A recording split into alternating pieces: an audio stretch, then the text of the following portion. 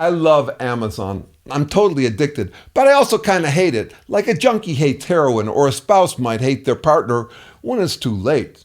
I'm hooked because it's so convenient. My trips to the stores are gone. The stores themselves are practically gone. Boycott Amazon?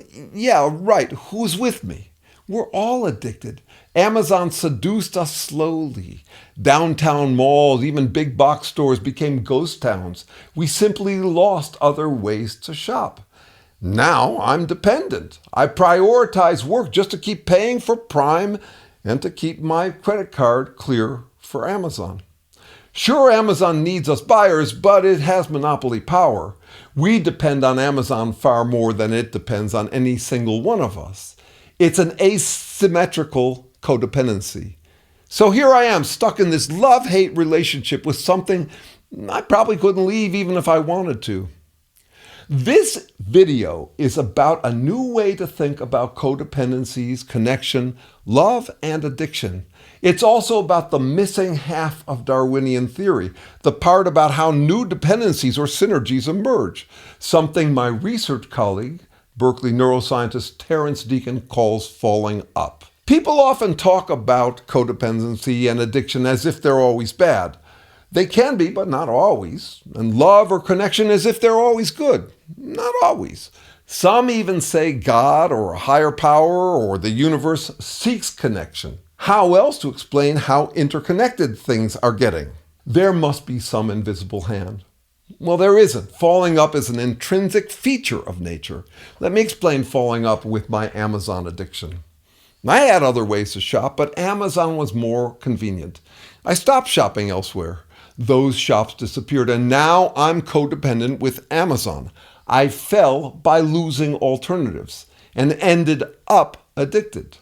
In biology, Deacon calls it the lazy gene hypothesis. Maintaining genes takes efforts. If a gene isn't essential, entropy turns it into junk DNA. Use it or lose it. Take humans and vitamin C. We need it to prevent oxidization. Oxygen is reactive and corrosive. We don't want to rust, so we eat fruit. But most animals make their own vitamin C, and our ancestors did too.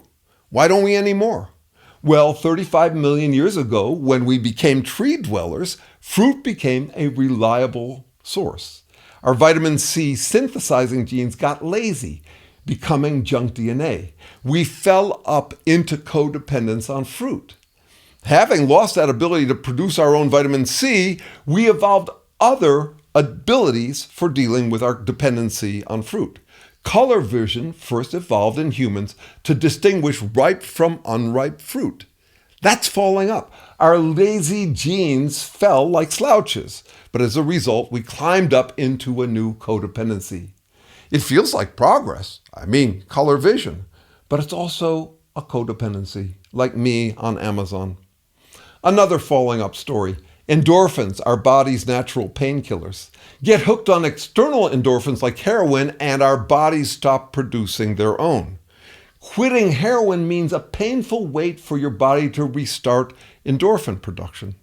That's falling up, addiction. Now a love story.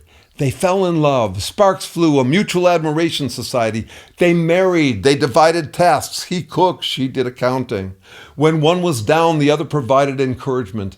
They felt so supported, so independent in their codependence. But when one left, the other recognized their profound dependence. I forgot how to do the accounting. I forgot how to feel affirmed without my partner. I can't live without you. Suddenly, I'm not half the man I used to be. A couple falls up into a higher codependent us.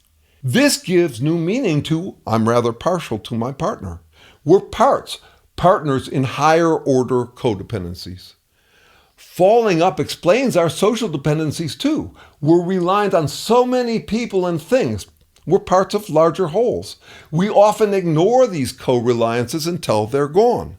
You don't miss your water till the well runs dry. You don't miss the web till the internet's down. Falling up is the best explanation for altruism.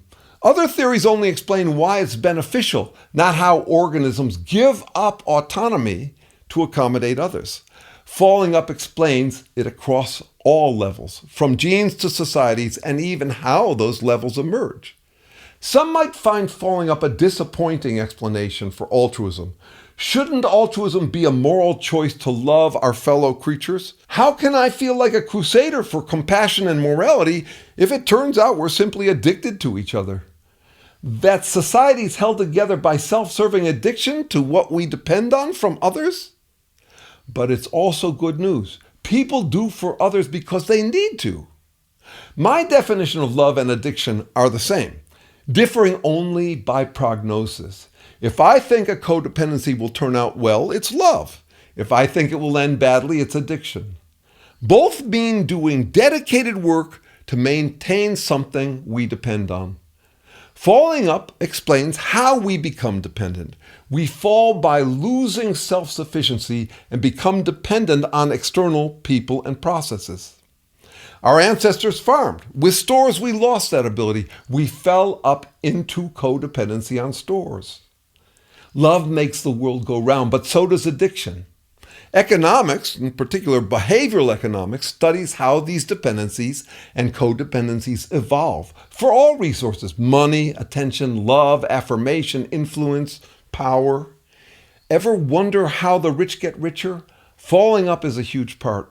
Think of a rich heroin dealer offering free first highs, causing users to fall out of producing endorphins, making them fall up into drug dependence. Amazon used this, operating at a loss for 14 years to dominate the market. Now I'm addicted, or in love. Trump did something similar for his followers, who became dependent on MAGA for confidence. They fell up into an unequal dependency on Trump for self-esteem. I don't love it. I see it as an addiction that won't end well. MAGA supporters love it. They're happy to maintain the ideology they depend on, believing it will make America great. We agree on one thing: they're unlikely to kick the habit.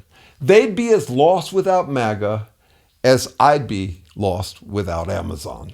As always, like, subscribe, and share. And if you're struggling with a love-hate relationship with a codependency or addiction, get in touch. I offer services to help you through that. First half hour free.